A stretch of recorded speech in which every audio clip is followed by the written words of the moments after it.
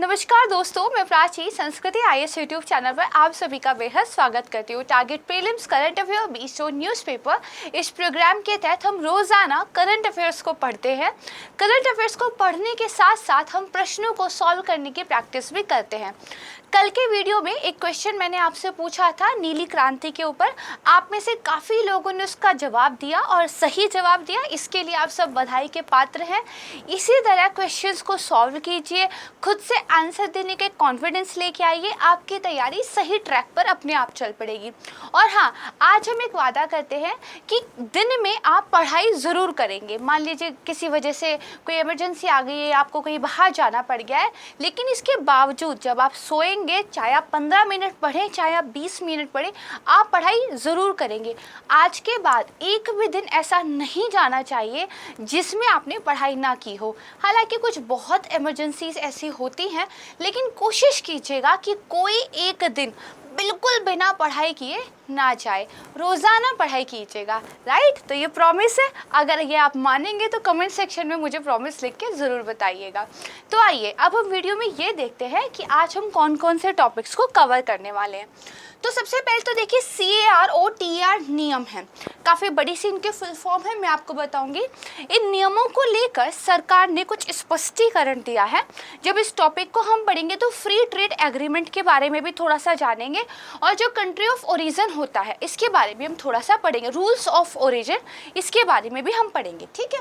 फिर Arctic shellfish, ठीक है, ये एक महत्वपूर्ण सी खोज जो है वैज्ञानिकों के द्वारा की गई है। क्या वो खोज है और उसके बारे में कुछ डिटेल्स ये हम पढ़ने वाले हैं। एक्सोमून्स, इस टॉपिक के तहत एक्सो प्लैनेट्स क्या होते हैं ये भी हम पढ़ेंगे।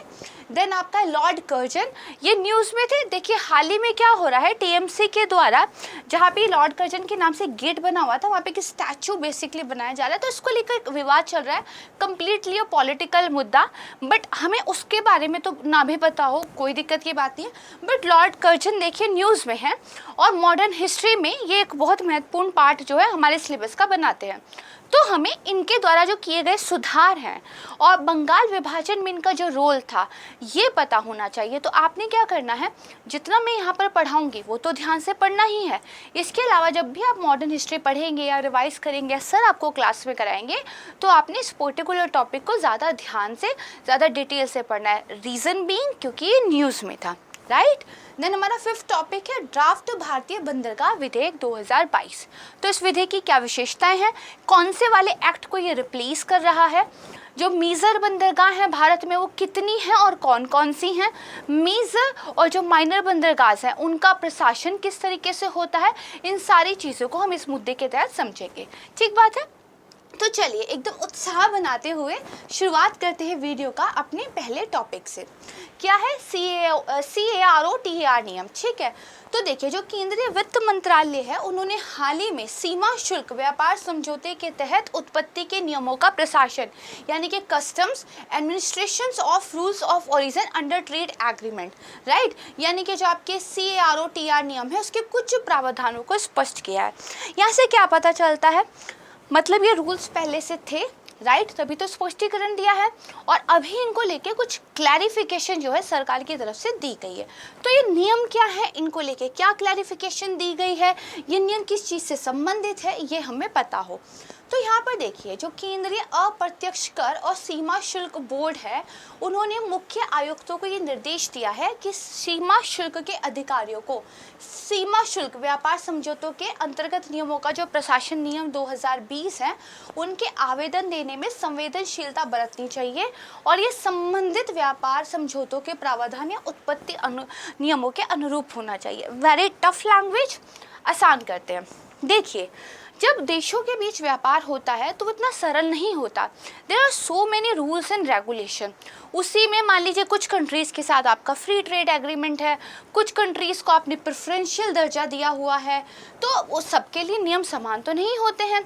मोस्ट फेवरिंग नेशन का भी एक दर्जा रहता है, राइट, तो सबके लिए नियम अलग अलग रहते हैं। तो इसी सारी चीज़ों में एक होता है मुक्त व्यापार समझौता, ठीक। तो मुक्त व्यापार समझौते के तहत ऑब्वियस सी बात है, मुक्त नाम जुड़ गया मतलब चीज़ें लिबरल होंगी, आसान होंगी, राइट। तो देखिए मान लीजिए बांग्लादेश को आपने एक प्रेफरेंशियल कंट्री के रूप में दर्जा दिया है, या फिर बांग्लादेश के साथ आपने मुक्त व्यापार समझौता कर लिया। मैं जस्ट एक एग्जांपल बता रही हूँ, ठीक है। तो अब बांग्लादेश का जो सामान है वो आपके यहाँ आसान तरीके से आ पाएगा, उसको रूल्स रेगुलेशन कम फॉलो करने पड़ेंगे, जो कागजी कार्रवाई है वो थोड़ी कम करनी पड़ेगी, राइट। तो मान लीजिए चीन अपने यहाँ पर काफ़ी सारे सामानों को बनाता है, उस सामानों को वो बांग्लादेश में भेज देता है। फॉर एग्जाम्पल एक शर्ट बनाई जाती है, शर्ट का पूरा काम चीन में हुआ है, सिर्फ बटन लगने का काम जो है उसने बांग्लादेश वालों को पकड़ा रखा है। अब जो वो चीन की शर्ट है बांग्लादेश में जो तैयार होके आई हैं वो बटन लगने के बाद भारत में बिकने आएंगी। अब चूंकि बांग्लादेश के साथ हमने माना हुआ है कि हमने एक मुक्त व्यापार समझौता, एक फ्री ट्रेड एग्रीमेंट किया हुआ है, तो हमें क्या है, चीज़ों को आसान रियायत के साथ लेना पड़ेगा। लेकिन यहाँ पे भारत की इंडस्ट्रीज़ को हार्म होगा, क्यों? क्योंकि हम बांग्लादेश का माल नहीं ले रहे हैं, हम बेसिकली इनडायरेक्टली चाइना का माल ले रहे हैं और हम उसको रियायतें दे रहे हैं। तो हमारी इंडस्ट्री के लिए कंपटीशन होगा, हमारे टेक्सटाइल मैन्युफैक्चरिंग के लिए कंपटीशन होगा, और जिस देश के लिए हमने ये समझौता किया था उसको ना होके कहीं ना कहीं चीन को फ़ायदा होगा। तो इसका मतलब हमें ये पता हो कि भैया कोई जो प्रोडक्ट है वो किस देश में कितना बना है, और अगर मान लीजिए वो किसी और देश में बना था तो उस पर्टिकुलर देश के अलावा कहीं और उसमें वैल्यू एडिशन कितना हुआ है। जैसे क्या पूरी की पूरी शर्ट ही बन के आ गई थी, या फिर शर्ट का सिर्फ फैब्रिक बना था, बाकी शर्ट के मैन्युफैक्चरिंग, उसमें पॉकेट्स लगना, उसमें जेब लगना, उसके ब्रांड की पूरी टैगिंग वगैरह ये बांग्लादेश में हुई थी। तो इसके साथ से फिर जो है हम नियम बनाते हैं, राइट। अब देखिए जो सीमा पर अधिकारी होते हैं उनके पास ये आप कह सकते हैं पावर होती है कि आप जो है आयातकों से कुछ सर्टेन चीज़ों के बारे में जानकारी ले सकते हैं। आप उनको जो है सर्टिफिकेट दिखाने के लिए बोल सकते हैं कि आपके यहाँ ही बना है या कहीं और बना है, या आप उनको कुछ और चीज़ें दिखाने के लिए कह सकते हैं। हाल के दिनों में ये देखा गया, इसकी वजह से जिन कंट्रीज़ के साथ हमारे फ्री ट्रेड एग्रीमेंट थे उनसे सामान को आयात करने में थोड़ी सी प्रॉब्लम फेस करने को मिल रही है, क्योंकि जो अधिकारी थे वो दरअसल जो ये नियम हैं, इन नियमों के तहत जो आयातक को आप बोल सकते हो कि अपने कागज़ दिखाओ, उन पे ज़्यादा फोकस कर रहे थे। लेकिन अब क्या क्लियर कर दिया गया है सरकार की तरफ से कि यदि मुक्त व्यापार समझौता किसी के साथ है तो आपने नियमों की बजाय उस मुक्त व्यापार समझौते के तहत जो प्रावधान है उन पे ज़्यादा फोकस करना है, चीज़ों को ज़्यादा कॉम्प्लिकेट नहीं करना है, आसान करना है, राइट। तो मुझे लगता है कि आप चीज़ें समझ गए होंगे। मैंने एक बिल्कुल फिक्टिशियस एग्जाम्पल आपको दिया, it's not original, it's not real, एक पूरी कहानी थी ये जिसके माध्यम से मैं आपको टॉपिक समझा रही हूँ, ठीक बात है। अब आगे देखते हैं। तो देखिए मूल देश यानी कि जो रूल्स ऑफ ओरिजिन के संबंध में मुक्त व्यापार समझौते में निर्दिष्ट छूट जो है राजस्व विभाग और एक आयातक के बीच संघर्ष का जो मामला होगा उसमें प्रभावी होगी।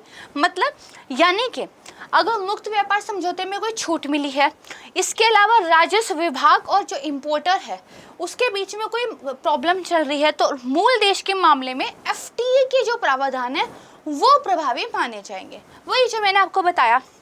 देखिए FTA होता क्या है, तो FTA के तहत जो व्यापारिक भागीदारी सेवाओं और निवेशों में व्यापार को बढ़ावा देने के लिए मानदंडों में ढील दी जाती है।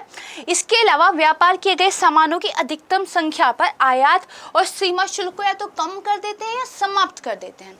ये बेसिकली इसके तहत होता है। अगर हम बात करें कि जो हमारा मुक्त व्यापार समझौता है वो किस किस के साथ है, तो यहाँ पर देखिए संयुक्त अरब अमीरात, मॉरिशस, जापान, दक्षिण कोरिया, सिंगापुर, आसियान देशों के साथ भी जो है भारत का मुक्त व्यापार समझौता है। There are other countries but इनके नाम आप जो है थोड़े से याद रखिएगा। तो ये तो है एक बात, हम समझ गए मामला क्या था, स्पष्टीकरण क्या हुआ है। लेकिन अभी भी एक क्वेश्चन बचता है, ये नियम क्या है, इनके बारे में तो पता हो। तो देखिए ये नियम जो है सितंबर 2020 को लागू हुए। ये नियम सीमा शुल्क जो अधिकारी हैं उनको ये अधिकार देता है कि वो आयातक से जो सामान को आयात करके हमारी कंट्री में ला रहा है, आयातक से व्यापार समझौते के अनुरूप आगे की जानकारी प्रस्तुत करने के लिए कहे। अधिकारी के पास ये मानने का कारण है कि मूल देश के मानदंडों को पूरा नहीं किया गया है, या फिर जहां पर जो आयातक है वो अपेक्षित जानकारी प्रदान करने में विफल रहता है, तो अधिकारी व्यापार समझौतों के अनुरूप आगे भी सत्यापन कर सकता है, राइट।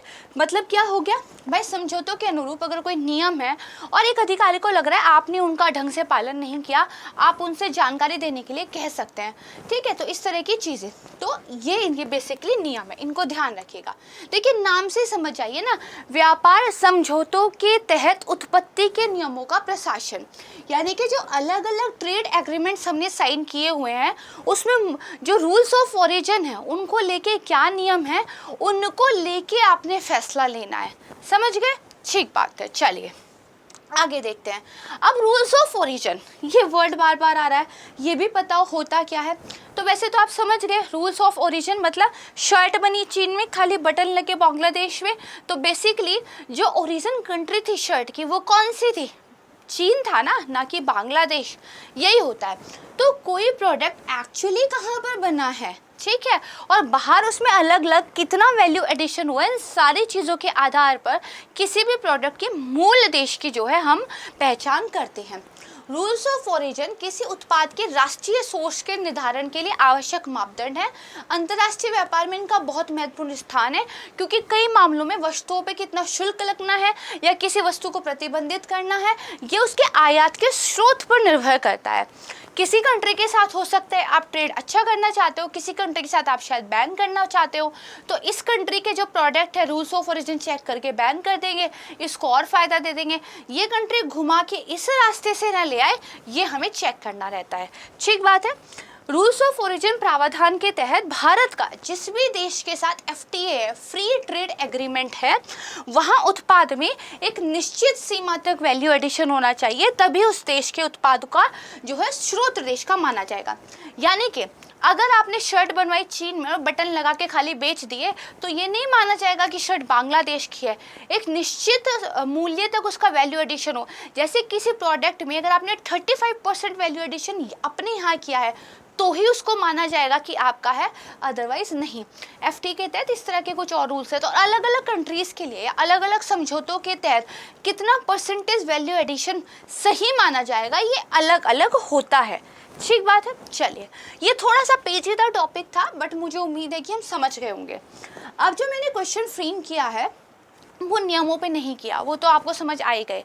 मैंने रूल्स ऑफ ओरिजिन पे क्वेश्चन फ्रेम किया है, राइट, क्योंकि इसके बारे में हमें थोड़ा पता होना चाहिए।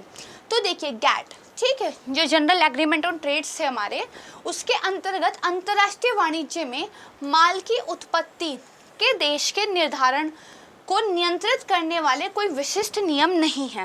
देखिए गैट किसके तहत आता है? वर्ल्ड ट्रेड ऑर्गेनाइजेशन WTO के तहत। WTO का काम क्या है? दो देशों में या विभिन्न देशों के बीच व्यापार को नियंत्रित करना। व्यापार के ही संदर्भ में हम रूल्स ऑफ ओरिजिन की बात कर रहे हैं। तो अब यहाँ पे ये दे दिया है, एक पर्टिकुलर एग्रीमेंट का नाम है जिसका नाम है गैट। क्या इसमें रूल्स ऑफ ओरिजिन को नियंत्रित करने से संबंधित कुछ प्रावधान दिए गए हैं? आंसर इज नो, इसमें ऐसा कुछ नहीं है। ठीक है, तो नहीं है कह रहा है, दिस इज राइट स्टेटमेंट। ठीक है, फिर ये कह रहा है जो उरुग्वे दौर की वार्ता हुई थी और उसके बाद जो एक समझौता हुआ देशों के बीच में, तो विश्व व्यापार संगठन के ढांचे के भीतर उत्पत्ति के नियमों पर एक समिति जो है स्थापित करता है, जो समझौते के संचालन में कार्यान्वयन की समीक्षा करती है। This is again a right statement. Uruguay round की जो वार्ता हुई थी उसमें बेसिकली कहा गया कि रूल्स ऑफ ओरिजिन से संबंधित नियम, उनका कार्यान्वयन, उनका संचालन करने के लिए जो WTO का एक ढांचा है उसी के अंदर एक समिति जो है हम बनाएंगे। ठीक बात है। तो ये भी क्या है? राइट स्टेटमेंट है। मैंने इसीलिए प्रश्न पूछा है ताकि इसके बारे में आपको जानकारी मिल जाए, आप इसको याद कर ले। ठीक है, यहाँ पे पूछा कौन सा सही है, तो सी हमारा सही आंसर हो जाएगा। Right. Topic number 2, Arctic snail fish. तो देखिए ग्रीनलैंड के जो हिमखंड हैं उनमें रहने वाली जो स्नेल फिश है, इसके ब्लड में एक एंटी फ्रीज प्रोटीन मिला है और इस एंटी फ्रीज प्रोटीन को मिलने की खोज काफ़ी महत्वपूर्ण मानी जा रही है। एंटी फ्रीज मतलब जो जमता नहीं है, और इस एंटी फ्रीज प्रोटीन के कारण ही ये आर्कटिक जैसे बहुत ठंडे क्षेत्र में जीवित रह पाती है। क्यों? क्योंकि ये जो असाधारण विशेषता है जो कि समुद्री जीवों में दुर्लभ है, ये स्नेल फिश को उनकी कोशिका, उसकी बॉडी के अंदर जो फ्लूइड है उसको बर्फ के क्रिस्टल के रूप में जमने से रोकती है। भाई अगर आपका ब्लड जम जाएगा तो उसका जो एक काम है सर्कुलेशन करना, ऑक्सीजन को पूरी बॉडी तक सप्लाई करना, वही नहीं हो पाएगा, है ना, तो आदमी जिंदा कैसे रहेगा, राइट। तो यहाँ पे क्या है, एक उसके पास एंटी फ्रिज प्रोटीन है जो उसके बॉडी फ्लूइड को, उसके ब्लड को जमने से रोकता है, इसलिए वो बहुत ठंडी जगह भी क्या है जीवित रह पा रही है। ये भी खोजा गया है स्नेल फिशेस के बारे में। तो देखिए लिपारिडे फैमिली में पाई जाने वाली जो 400 से अधिक प्रजाति है उनमें से किसी को भी आप इस नाम से संदर्भित कर सकते हैं। कभी कभी इन्हें समुद्री घोंगे के नाम से भी बोला जाता है, बट जो गैस्ट्रोपोड समुद्री घोंगे होते हैं उनसे अलग है क्योंकि वो तो जानवर हैं, ठीक है। घोंगा मछली जो है वो ठंडे पानी में पाई जाती है, उत्तरी अटलांटिक, उत्तरी प्रशांत और आर्कटिक और अंटार्कटिका समुद्र में।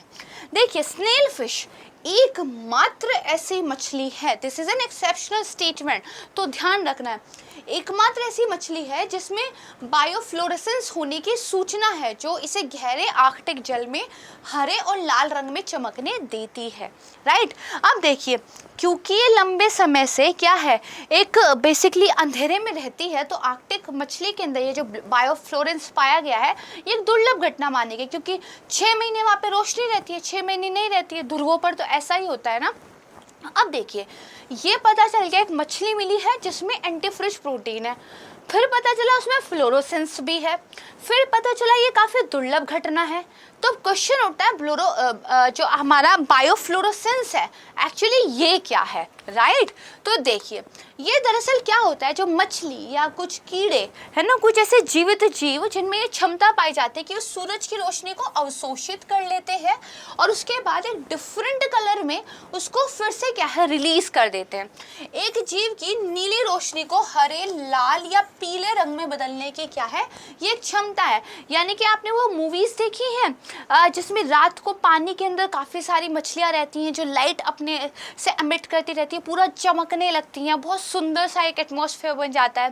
तो एक्चुअली वो बायोफ्लोरेसेंस ही वो लोग दिखाते हैं। इसमें जो जीव है वो सूर्य की रोशनी को अवशोषित करता है, बाद में उसको अपनी बॉडी से एमिट करता है विद डिफरेंट कलर्स, राइट। चलिए अच्छा इस अध्ययन का फायदा क्या है, तो देखिए क्योंकि समुद्री जीव अपने आदित्य अनुकूलन तंत्र का उपयोग करके उप शून्य तापमान पर भी कैसे जीवित रह सकते हैं ये हमें पता चलता है। उस प्रोटीन का हम बाद में फर्दर स्टडीज के लिए, फर्दर एप्लीकेशंस के लिए यूज कर सकते हैं। क्या ये बायोफ्लोरेसेंस वाली या ये जो एंटीफ्रीज वाली खोज है पहले हुई है तो बायोफ्लोरेसेंस के मामले में कह सकते हैं, बट एंटीफ्रीज अतीत में जो नोटोथियोइड मछलियाँ थी उनके रक्त प्रवाह में भी एंटीफ्रिज यौगिक जो है रखा जाता मतलब माना जाता है कि था, जो उनको ठंड से मृत्यु में रोकता है।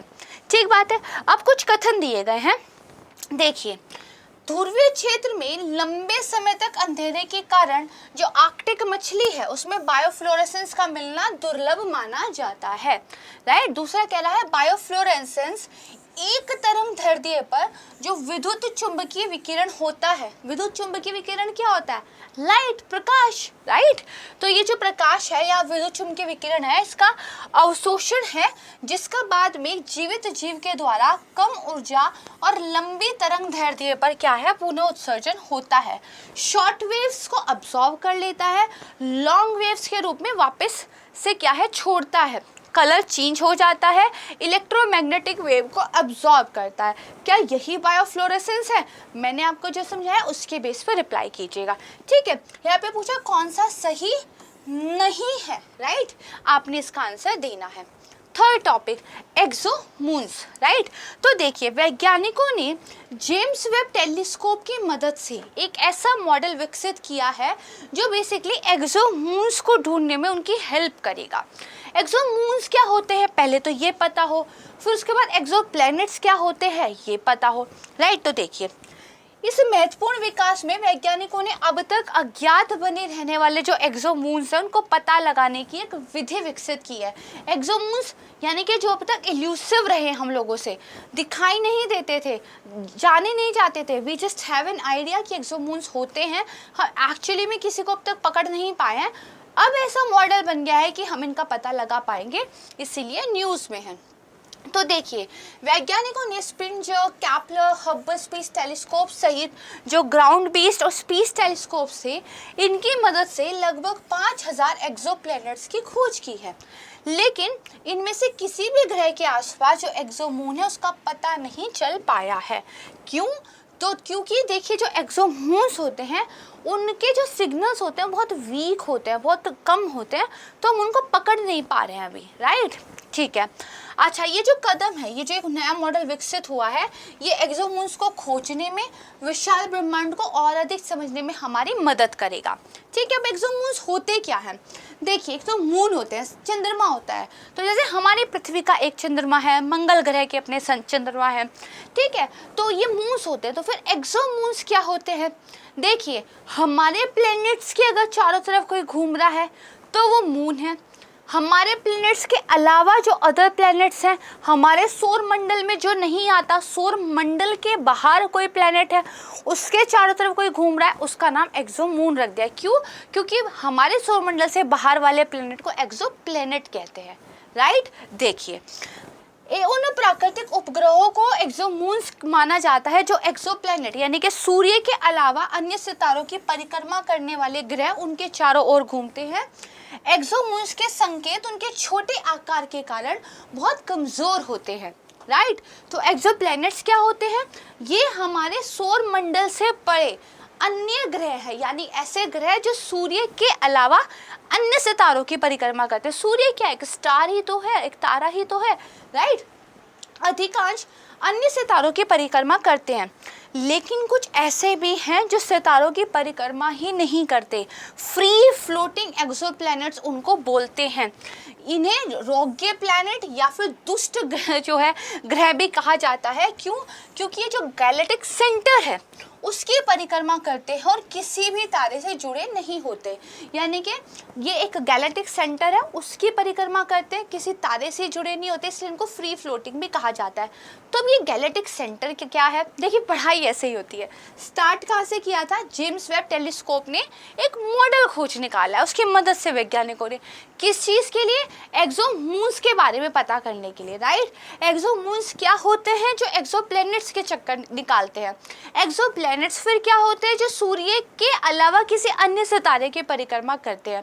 इसी में फिर फ्री फ्लोटिंग एक्सोप्लैनेट्स क्या होते हैं? जो गैलेक्टिक सेंटर की परिक्रमा करते हैं। फिर गैलेक्टिक सेंटर क्या होता है? यहाँ पे हम पूछे, ये तरीका है पढ़ाई का, यही होता है इंटरलिंकिंग, किसी को कहते हैं डीप स्टडी, राइट? तो देखिए, गैलेक्टिक सेंटर जो हमारी मिल्की वे आकाश गंगा है उसका जो घूर्णी केंद्र है, जिसको बैरी सेंटर भी कहते हैं, उसको बोला जाता है। तो बेसिकली मिल्की वे का जो घूर्णी केंद्र है उसको गैलेक्टिक सेंटर बोलते हैं। एक्सोप्लैनेट्स इसकी परिक्रमा करते हैं, राइट? चलिए, बढ़िया समझ गए। अब क्वेश्चन नंबर 3, हाल ही में चर्चा में रहा फोटोमेट्रिक ट्रांजिट लाइट कर्व्स, ये किससे संबंधित है? कई बार न्यूज़पेपर में कोई एक वर्ड थोड़ा सा आ जाता है, यूपीएससी उसी पे प्रश्न पूछ लेती है। जैसे एक्सोप्लैनेट, एक्सोमून्स न्यूज़ में थे, लेकिन ये वर्ड मैंने आपको नहीं पढ़ाया। क्यों? क्योंकि मुझे क्वेश्चन भी देना था। तो देखिए, जब हम एक्सोप्लैनेट्स की खोज करते हैं ना, तो उसमें जो शोध, उसमें जो रिसर्च यूज़ होता है वही फोटोमेट्रिक ट्रांजिट लाइट कर्व्स जो है कहलाता है। लेकिन मान लीजिए ये हम नहीं पढ़े होते, या मतलब हमें इतना आइडिया नहीं होता, तो आप ऑप्शंस देखिए, neutrino, exoplanet, dark matter, plasma, these are some very close options. मतलब अगर आपको नहीं याद है तो आइडेंटिफाई करना मुश्किल है। इसलिए मैं हमेशा कहती हूँ जो वन वर्ड वाले क्वेश्चंस होते हैं वो ज़्यादा टफ होते हैं स्टेटमेंट वाले क्वेश्चंस के। स्टेटमेंट में कुछ तो पकड़ में आएगा, कुछ तो समझ में आएगा, कुछ तो एलिमिनेशन लगेगा। यहाँ पे कौन सी एलिमिनेशन ट्रिक लग सकती है? No one. आपको याद ही होना चाहिए, पता होना चाहिए, तो इसको थोड़ा सा ध्यान रखिएगा, ठीक है? ये इसका आंसर हो जाएगा। बात करते हैं 4th टॉपिक की, लॉर्ड कर्जन। ये देखिए न्यूज़ में है। तो दरअसल लॉर्ड कर्जन ने लॉर्ड एलिंगटन के बाद कार्यभार संभाला था। सबसे युवा वायसराय इनको जो है माना जाता है। 1899 से लेकर 1905 तक ये एक ब्रिटिश औपनिवेशिक भारत जो था उसमें वायसराय रहे थे। लॉर्ड कर्जन के बारे में अगर बात कहूँ तो ये बेसिकली कट्टर नस्लवादी थे। भारतीयों के बारे में कुछ खास अच्छे विचार नहीं रखते थे। फेमसली ये कहते थे कि भारतीय ईमानदार नहीं हैं, ठीक है? और ये नस्ल की वजह से पर्टिकुलर बुराइयां जो है भारतीयों को मानते थे कि होती है। लेकिन देखिए लॉर्ड कर्जन की बहुत सारी ऐसी पॉलिसीज़ हैं, एक तो उनकी विदेश नीतियाँ, फिर उनके द्वारा कुछ किए गए सुधार ऐसे हैं जो औपनिवेशिक भारत में काफ़ी महत्वपूर्ण स्थान रखते हैं। लेकिन जब भी आप इन सुधारों की बात पढ़ें तो एक चीज़ ध्यान रखिएगा, कोई भी वाइट या ब्लैक नहीं होता, हर इंसान ग्रे इंसान होता है, अच्छा और बुरा दोनों होता है, परिस्थितियाँ उसकी अच्छाई या बुराई को उभारती रहती है, राइट। तो लॉर्ड कर्जन के बारे में भी ये चीज़ ध्यान रखिएगा। दूसरी बात ये ध्यान रखिएगा, उन्होंने कितने भी अच्छे सुधार किए हो वो कभी भी भारतीयों के लिए नहीं थे। अपना ब्रिटिश एडमिनिस्ट्रेशन किस तरह आसान हो, किस तरह भारतीय जो उपनिवेश उस पर ज़्यादा स्ट्रॉन्ग पकड़ रहे, इस चीज़ को ध्यान में रखकर उन्होंने सुधार किए थे, ना कि भारतीयों के लिए कुछ अच्छा करें इसलिए सुधार किए थे, राइट। तो चलिए देखते हैं। तो देखिए इनकी विदेश नीति क्या रही। तो सबसे पहले जो उत्तर पश्चिमी सीमांत प्रांत था, बेसिकली जो पूर्ववर्ती शासक थे उसके विपरीत इन्होंने एक नीति अपनाई, और जो ब्रिटिश कब्जे वाले क्षेत्र थे उसमें एकीकरण और सुरक्षा की नीति को अपनाया था। मैं बहुत डिटेल में नहीं जाऊंगी क्योंकि एक पूरा लेक्चर हो सकता है इसके ऊपर, ठीक है। इसका इन्होंने अनुसरण किया था। पेशावर त्रिचाल को जोड़ने वाली एक सड़क का निर्माण किया था इन्होंने, जिससे त्रिचाल की सुरक्षा की व्यवस्था की, शांति स्थापित की, और बेसिकली इसकी उत्तर पश्चिम की जो नीति थी इसने ब्रिटिशर्स की लागत को कम कर दिया था उस पर्टिकुलर एरिया को हैंडल करने के लिए। फिर अफगान नीति की अगर बात करें तो मध्य एशिया और फारस की खाड़ी क्षेत्र में रूसी विस्तार के डर से लॉर्ड कर्जन की जो अफगान नीति थी वो राजनीतिक और आर्थिक हितों से जुड़ी हुई थी। तो देखिए इस प्रकार किसी भी तरह के जो अफगान संबंधी तनाव थे उससे ब्रिटिश शासकों ने स्वयं को सुरक्षित कर लिया। उन्होंने वहाँ पे क्या किया, आर्थिक और राजनीतिक एकीकरण की नीति लेकर आए और अफगानों के साथ थोड़े से कॉर्डियल रिलेशन में वो आए, क्योंकि वो नहीं चाहते थे कि रूसी प्रभाव में जो है ये लोग आ जाए, ठीक है। इसके बाद पर्शिया के प्रति नीति, तो पर्शिया में भी देखिए रूस, फ्रांस, ठीक है, इनका बेसिकली साथ में टर्की, इनका देखिए प्रभाव धीरे धीरे बढ़ रहा था।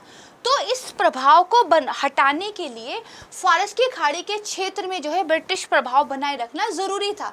इसके लिए 1903 में लॉर्ड कर्जन ने व्यक्तिगत रूप से जो है फारस की खाड़ी क्षेत्र में गए थे और वहाँ पर कुछ कदम उन्होंने जो है उठाए थे। तिब्बत के साथ संबंधों की बात करें तो बेसिकली कर्जन के आने से पहले तिब्बत के साथ ब्रिटिशर्स के व्यापारिक संबंध एकदम खत्म ही हो चुके थे। उन व्यापारिक संबंधों को फिर से बहाल करने का श्रेय जो है इन्हीं को जाता है। तो बेसिकली 1890 में व्यापार समझौते पर इन्होंने हस्ताक्षर भी किए थे, राइट। तो ये ध्यान रखिएगा।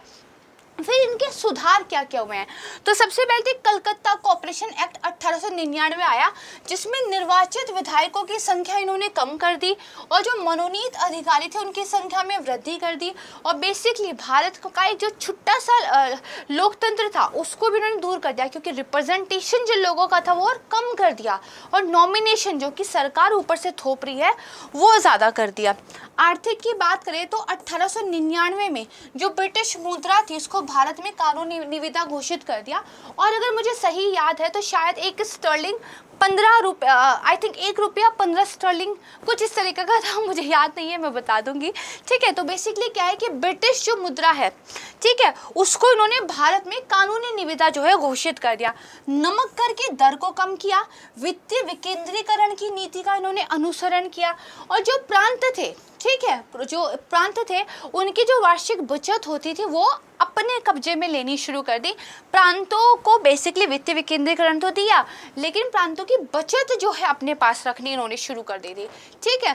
फिर कृषि की बात करें तो 1904 में सहकारी क्रेडिट सोसाइटी अधिनियम पारित किया था, जिसका उद्देश्य था कि लोगों को सोसाइटी बनाने के लिए प्रेरित किया जाए। 1900 में पंजाब भूमि अलगाव अधिनियम पारित किया गया था, जिसमें किसान अगर अकाल वगैरह जैसी स्थिति में ऋण नहीं चुका पाते तो उनकी भूमि जो साहूकारों को हस्तांतरित हो जाती थी, इस पर रोक लगा दी गई। रेलवे की बात करें तो सर रॉबर्टसन की अध्यक्षता में एक रेलवे आयोग इन्होंने बिठाया था। उन्होंने फिर जैसी सिफारिशें की उनको इन्होंने लागू किया, और बेसिकली रेलवे लाइनों का काफ़ी विस्तार किया गया। रेलवे के प्रबंधन को लोक निर्माण विभाग से हटा दिया और 3 सदस्य वाले एक रेलवे बोर्ड का निर्माण कर उसके अधीन कर दिया, राइट, ये इन्होंने किया। शिक्षा की बात करें तो 1904 में भारतीय विश्वविद्यालय अधिनियम आया, जिसकी बहुत आलोचना की गई क्योंकि इसका उद्देश्य यूनिवर्सिटीज़ पर सरकार के कंट्रोल को बढ़ाना था और युवाओं में जो एक नेशनलिज्म की भावना चल रही थी उसको दबाना था। राइट, फिर सेना की बात करते हैं तो भारतीय सेना को 2 कमान, उत्तरी और दक्षिणी में इन्होंने विभाजित कर दिया। हथियार निर्माण के लिए कारखाने स्थापित किए, आधुनिक हथियारों की तरफ इन्होंने ध्यान दिया सेना को लेस करने को लेकर।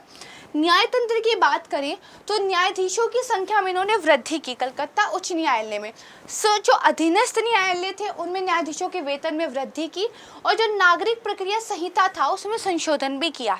फिर ये एक अनदर चीज़ के लिए जाने जाते हैं जो स्मारक संरक्षण अधिनियम। इस अधिनियम ने एक निदेशक के अधीन एक पुरातत्व विभाग की स्थापना की। ये जो विभाग था ये ऐतिहासिक स्मारकों की मरम्मत, जीर्णोद्धार और संरक्षण की जिम्मेदारी बेसिकली लेकर काम करता था। तो दीज आर सम रिफॉर्म्स जो कर्जन के द्वारा लेकर आए गए। कुछों की बहुत ज़्यादा आलोचना हुई। दरअसल कर्जन का जो कार्यकाल था वो इसलिए भी जाना जाता है कि उनके द्वारा किए गए कामों ने भारतीयों के अंदर इतने गुस्से की भावना ला दी कि नेशनलिज्म जो है थोड़ा थोड़ा स्ट्रॉन्ग होने लगा था। राइट, तो इन सारी चीज़ों को पढ़ेगा। फिर उसके बाद 1905 में तो बंगाल विभाजन की घोषणा हो गई और उसके बाद जो भारत में एक राष्ट्रीय भावना जन्मी उसको फिर अंग्रेज कभी नहीं दबा पाए। वो एक अलग ही मूवमेंट का दौर शुरू वहाँ से आधुनिक भारत के इतिहास में शुरू हो गया था। ठीक बात है। तो जो प्रश्न मैंने बनाया है वो बंगाल विभाजन के बारे में बनाया है। अगर आपने मॉडर्न हिस्ट्री पढ़ ली है तो you can solve this question very easily. अगर नहीं पढ़ा है तो मैं भी सॉल्व करा देती हूँ। लेकिन इसका मतलब क्या है, आपने बंगाल विभाजन, लॉर्ड कर्जन, उसके सुधार, उसकी विदेश नीतियाँ, ये बहुत ज़्यादा ध्यान से पढ़ना है। ठीक है, तो देखिए विभाजन के बाद उठे जन आंदोलन से भारतीय राष्ट्रीय कांग्रेस, जो कि एक मध्यवर्गीय दबाव समूह माना जाता था, इससे आगे बढ़कर एक राष्ट्रव्यापी जन आंदोलन में परिवर्तित हो गया। This is right. राष्ट्रीय कांग्रेस के उत्थान के लिए बंगाल विभाजन एक बहुत बड़े फैक्टर के रूप में काम करता है। पूरा जनमानस उनके साथ जुड़ गया था। फिर आंदोलन में ब्रिटिश सामानों के आयात का बहिष्कार करने के लिए एक स्वदेशी आंदोलन महत्वपूर्ण नवाचार के रूप में उभरा। This is again right. ठीक है, बाहर से लाई हुई चीनी नहीं खानी है, बाहर से लाया हुआ कपड़ा नहीं पहनना है। ये एक जागृति आई कि अपने नेशन में बनी हुई चीज़ों को ही हमने जो है ध्यान देना है, विदेशों का बहिष्कार कर देना है। आज जो हम मेड इन इंडिया की बात कर रहे हैं, ये एक जो है नवाचारी हथियार स्वदेशी आंदोलन के रूप में बंगाल विभाजन के टाइम पर उभरा था। ठीक है, तो ये राइट है। फिर अंग्रेजों का दावा था कि विभाजन बड़े क्षेत्र के प्रशासन को सुविधाजनक बनाने के लिए था। तो भाई अंग्रेजों ने जो ये बेसिकली विभाजन को समर्थन दिया था, इसके पीछे यही रीज़न दिया था कि एडमिनिस्ट्रेटिव रीजंस हैं, ज़्यादा बड़ा एरिया है, 2 भागों में बांट के बढ़िया कर पाएंगे। रविंद्रनाथ टैगोर द्वारा रचित प्रसिद्ध अमर सोनार बांग्ला नया राष्ट्रीय उद्घोष बन गया।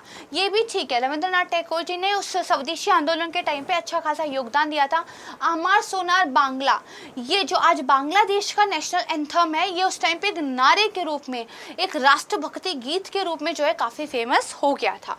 तो अगेन दिस इज राइट। ठीक है, तो यहाँ पे पूछा गया कौन सा सही है, हमारे सारे ठीक है, उपयुक्त सभी जो है राइट आंसर हो जाएगा। ठीक बात है। तो एक इंटरेस्टिंग सा क्वेश्चन, मॉडर्न हिस्ट्री से ऐसे प्रश्न आपके जो है बनते हैं। देन आपका 5वां टॉपिक ड्राफ्ट जो है भारतीय बंदरगाह विधेयक 2004। तो बंदरगाह नौवहन जलमार्ग मंत्रालय है, उन्होंने भारतीय बंदरगाह अधिनियम 1908 को रिप्लेस करने की जगह ये लेकर वो आएंगे। जो पोर्ट्स पर अनावश्यक विलंब होता है, जो जिम्मेदारियां हैं, ठीक है, व्यापारिक सुगमता को प्रोत्साहित करने के लिए, चीज़ों को अच्छी तरीके से डिफाइन करने के लिए इसको लेकर आ रहे हैं। प्रस्ताव क्या है, जो भारत ने अलग अलग अंतर्राष्ट्रीय संधियों को अपनाया हुआ है, जो अंतर्राष्ट्रीय उपकरणों के तहत भारत की जिम्मेदारियां हैं उनको बेहतर तरीके से पूरा करना, बंदरगाहों पर जो प्रदूषण होता है उसकी रोकथाम करना। ठीक है, इसके अलावा भारत में जो गैर प्रमुख बंदरगाह है उनका बेटर एडमिनिस्ट्रेशन हो, बेटर रेगुलेशन हो, उसके लिए जो राज्य समुद्री बोर्ड हैं उनको ज़्यादा सशक्त करने का जो है प्रावधान इसके द्वारा रखा गया है। राइट, जब ये बिल्कुल कंप्लीट पारित हो जाएगा तो बहुत डिटेल में पढ़ेंगे। इसका उद्देश्य क्या है, देखिए जो संबंधित विवाद होते हैं उनके निवारण के लिए और वृद्धि और विकास को बढ़ावा देने के लिए जो राष्ट्रीय परिषद है उसकी स्थापना करना। भारत में बंदरगाहों का क्या महत्व है, ये इंपॉर्टेंट है। तो देखिए 12 प्रमुख बंदरगाह हैं, 200 गैर प्रमुख बंदरगाह हैं, छोटे हैं। 7,500 किलोमीटर लंबी तट रेखा है, 14.5 किलोमीटर का संभावित नौगम्य जलमार्ग भारत के पास है। भारत का 95% व्यापार मात्रा के हिसाब से और वैल्यू के हिसाब से 65% वैल्यू और वॉल्यूम, ठीक है, के हिसाब से देखिए समुद्री परिवहन के माध्यम से होता है। तो हमारे ट्रेड के लिए कितना ज़्यादा इम्पॉर्टेंट है।